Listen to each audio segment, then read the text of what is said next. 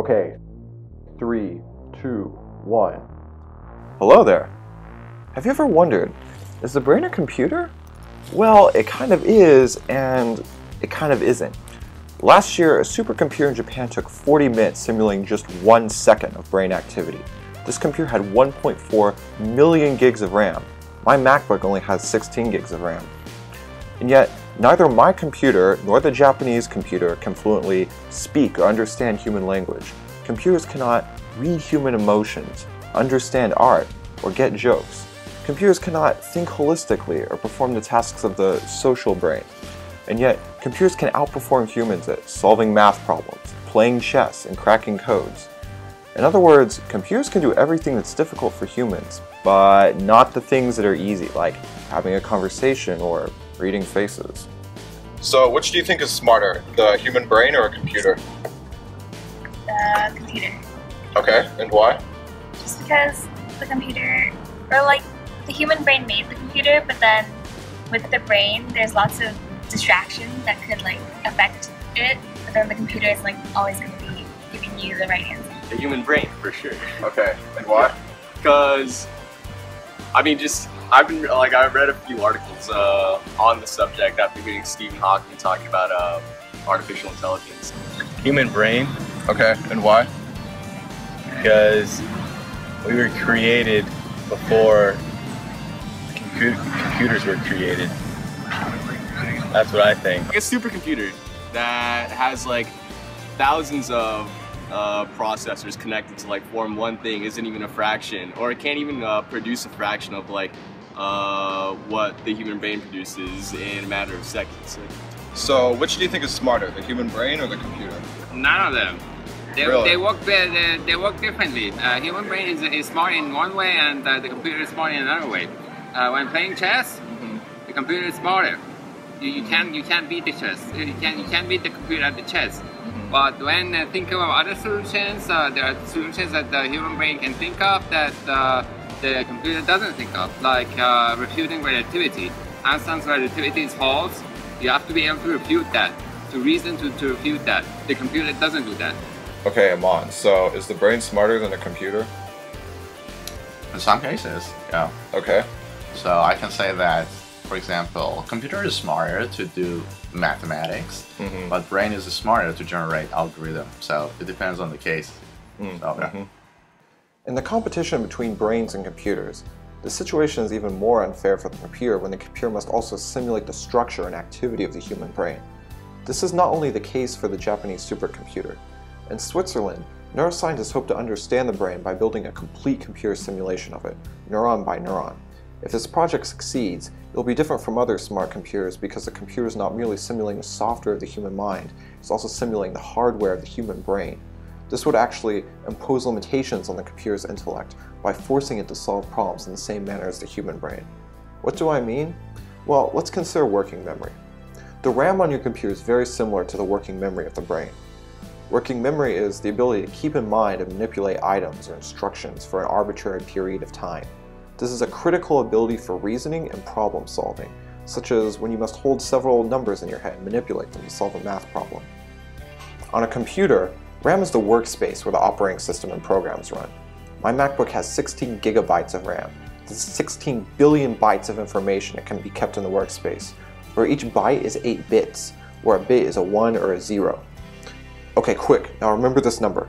58458493758542901. Okay, repeat it back for me now. Difficult? Well, that's because human memory can only hold about 7 items in working memory. If you were actually able to remember that number, you probably did it by chunking digits into larger numbers that you were already familiar with. For example, if the first 5 digits were your zip code and the next several digits were important dates or years like 1492 or 1776, you could easily reduce this very long number to just a few chunks of important numbers. This is actually what chess grandmasters do to remember chess positions from games. They chunk the many pieces into groupings that have strategic significance. If you randomly place pieces on a chessboard without playing them out, so to speak, even a grandmaster will have a very difficult time remembering the position. Even by forming hierarchical representations of information through so-called chunking, human working memory is no match for the many gigabytes of a computer's RAM. Why is human working memory so limited when the brain has 100 billion neurons and about 1,000 times as many synapses? One reason is that most of the brain's computational power is not accessible to human consciousness. In other words, the brain is constantly crunching numbers and doing calculations which enable us to perceive objects and coordinate limb movement. These calculations simply aren't available to your mind. If you want to solve a math problem, it must be solved in a sort of global workspace spanning many brain regions, which is accessible to consciousness. On a smaller scale, however, neurons are capable of performing arithmetic operations like addition and multiplication, and they can even function as logic gates, performing operations like those performed by electrical switches in a computer. These small, local neural circuits are smart in a shallow sense, but they are not capable of the sort of understanding which seems to underlie consciousness. It is possible that this conscious understanding is the missing ingredient required for language. Let's reconsider the Japanese supercomputer, formerly known as the K computer. It took 40 minutes to simulate 1 second of brain activity. In one sense, the computer is obviously slower than the brain if it runs 2,400 times slower. But perhaps in a deeper sense, this comparison is unfair. Ask yourself, could you perform as well as the computer? Of course you could perform better, you say. After all, you already are the thing which the computer is trying to simulate. But could you simulate your own brain in your mind?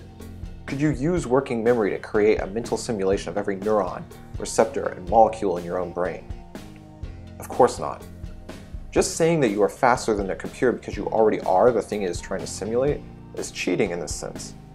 Is Earth's atmosphere faster or smarter than a supercomputer just because it can compute the activity of every storm, tornado, and hurricane on Earth? In this sense, the universe itself is a vast computer, and we are all living in a simulation. Well, this is a crazy idea, right? Not necessarily.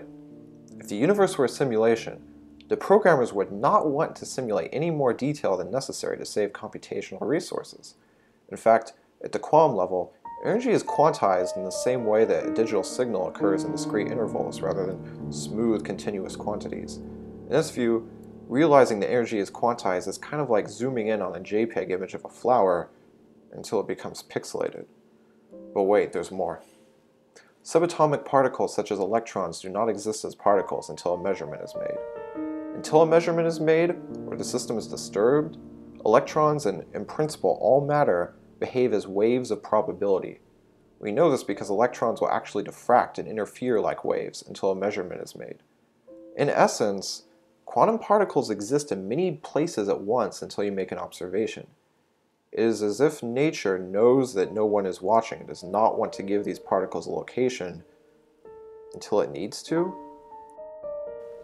The idea that quantum particles exist in many places simultaneously until an observation is made is referred to as the Copenhagen interpretation, and is one of the most influential interpretations of quantum mechanics. The physicist Erwin Schrödinger proposed a chilling thought experiment called Schrödinger's cat to explore the consequences of the Copenhagen interpretation. I recommend starting here for more information. We might never know if we are living in a simulation or not, or if the words simulation and reality have any definite meaning or are merely relative terms. But I still can't help but think how cool it would be to simulate your own brain inside your brain. Would the simulation of your brain also be able to simulate itself? What if your mind is part of a never-ending chain of brain simulations? Until next time, keep those neurons firing. Simulation or no simulation.